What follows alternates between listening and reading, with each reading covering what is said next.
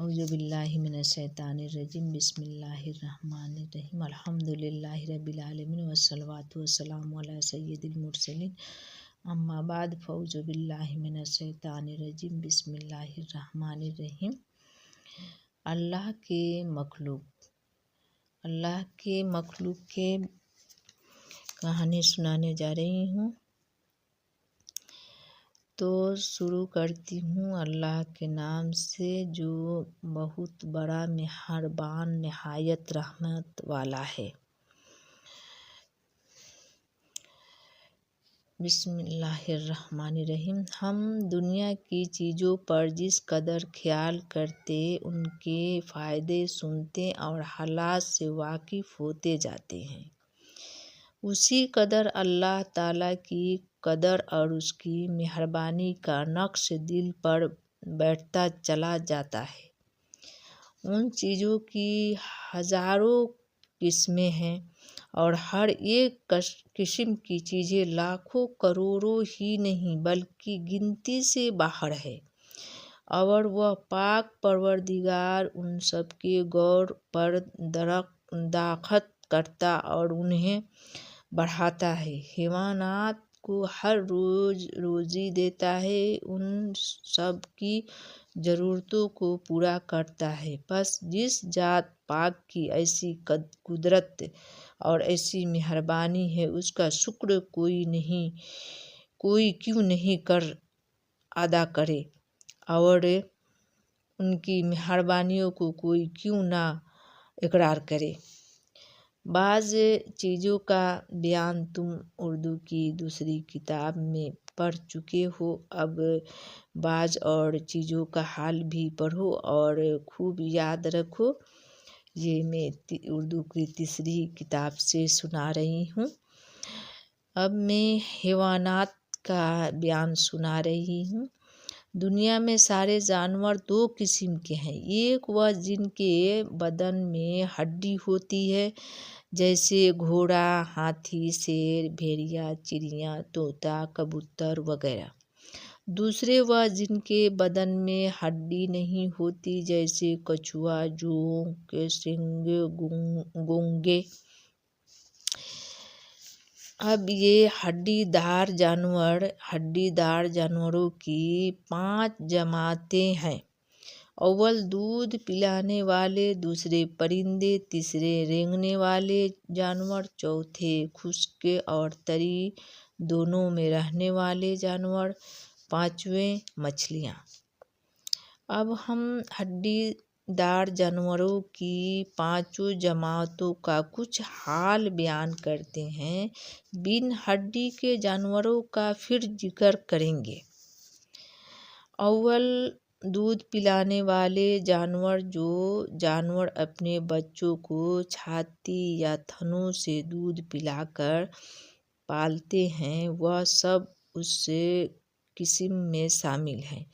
ان کا خون گرم ہوتا ہے، پھیپھڑوں سے سانس لیتے ہیں اور بچے دیتے ہیں۔ اللہ اکبر۔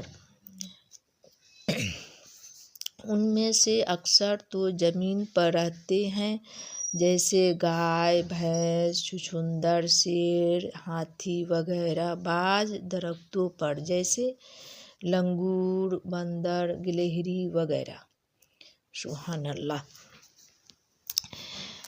ایک دو ایسے ہیں جو ہوا میں اڑ سکتے ہیں، جیسے چمگادڑ۔ بعض پانی میں، جیسے ویل، سونس وغیرہ۔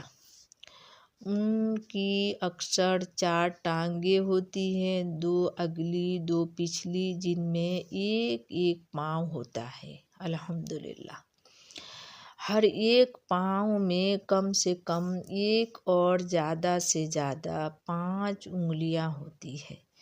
یہ بھی یاد رکھو کہ بعض کے اگلے پاؤں کے بجائے ہاتھ ہوتے ہیں، اور بعض کی اگلی ٹانگیں ہی ہاتھ کہلاتی ہیں۔ الحمدللہ۔ ان جانوروں میں سے کسی کے 2 تھن ہوتے ہیں، کسی کے 4، کسی کے اس سے بھی زیادہ۔ दांत अमूमन सब के होते हैं, मगर दो एक ऐसे हैं जिनके दांत बिल्कुल नहीं होते।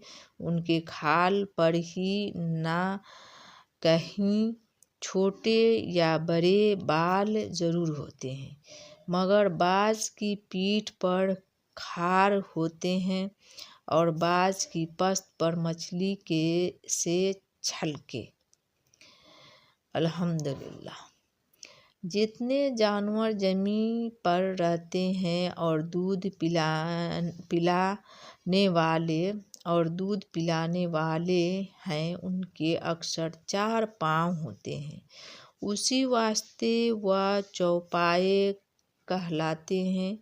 बाज चौपाए ऐसे हैं जो जंगल की घास पात खाकर गुजारा करते हैं और उसी वास्ते उनको चरिंदे यानी चरने चुगने वाले जानवर कहते हैं। उनमें से जो आदमियों के ज़्यादा काम आते हैं और उन्हें में रहते सहते हैं, उनको मवेशी कहते हैं, जैसे गाय भैंस भेड़ बकरी ऊँट वगैरह। बाज चौपाए ऐसे भी हैं जो उन जानवरों को मार कर उनका गोश्त खाते हैं और उसी पर अपना गुजारा करते हैं। ऐसे जानवरों को दरिंदे यानी चीर फाड़ कर खाने वाले जानवर कहते हैं, जैसे शेर भेड़िया वगैरह। जो जानवर मवेशी कहलाता है, उनमें से बाज का हाल तुम उर्दू की दूसरी किताब में पढ़ चुके हो। अभी मैं उर्दू की तीसरी किताब से पढ़ के सुना रही हूँ। चरिंदे जानवरों में से हरिन और दरख्त नशे दूध पिलाने वालों में से बंदर तुमने देखा होगा। दरिंदों में से शेर का नाम भी सुना होगा। आओ अब कुछ उनका बयान भी सुनो। अब मैं हरिन जंगली